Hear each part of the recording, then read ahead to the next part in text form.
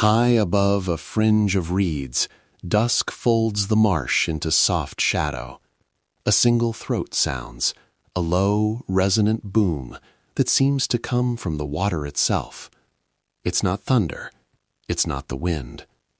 It's a bird, a secret tucked among cattails. This is the American bittern, the marsh's hidden trombone. Listen closely. You can almost feel the reeds lean in.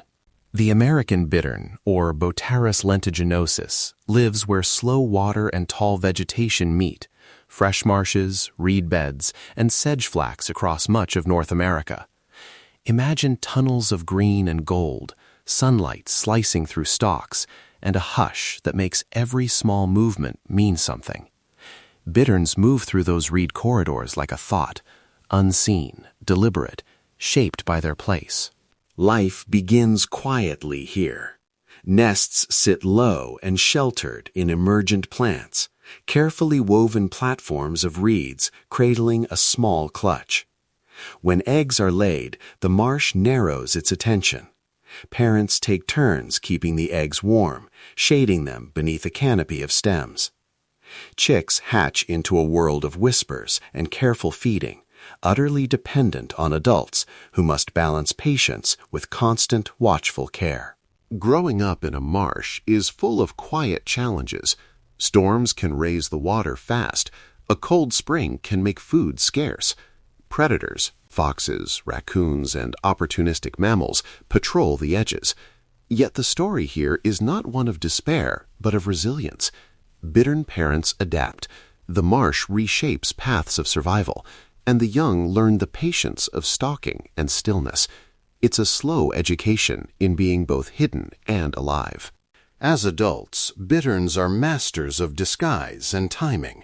Their mottled plumage, earth tones, streaks, and shadows lets them melt into reed stems. When threatened, they freeze, stretching neck and bill skyward until they resemble a reed. This bittern posture is a private, perfect camouflage. Their hunting is patient and deliberate, slow stalks through shallow water to catch fish, frogs, and aquatic insects, the bill working like a precise spear. And at dawn or dusk, the male's booming call rolls over the wetlands, a low, resounding note that defines the marsh's evening music. It's both a territorial announcement and somehow the bittern's way of saying, "This place matters." Courtship for the bittern is quiet rather than flamboyant. The booming call plays a starring role. It carries across reeds and muck, marking territory and drawing attention in the hush of crepuscular light. Pairs may form and work together through a breeding season, exchanging small rituals of proximity and shared nesting duties. It's a subtle kind of romance. No flashy dances, just sound, presence, and a steady commitment to the place they call home. The American bittern doesn't live alone in its marsh. Its existence threads through a wider community. It shares space with herons, rails, frogs, and minnows. It regulates small populations and signals the health of the wetland itself. Because bitterns need intact, well-structured marshes to hide and hunt, their presence often tells us this habitat is functioning. Where bitterns call, the marsh is likely doing many good things for water, wildlife, and people. It's tempting to end on worries, the loss of wetlands to drainage, altered water regimes, and human disturbance. Those are real threats. But here, I want to hold a hopeful frame. Small practical steps work. Protect and restore local wetlands, support organizations that secure marsh habitat, and contribute to citizen science by reporting sightings through platforms like eBird. Even watching quietly, recording a call, or joining a community survey helps.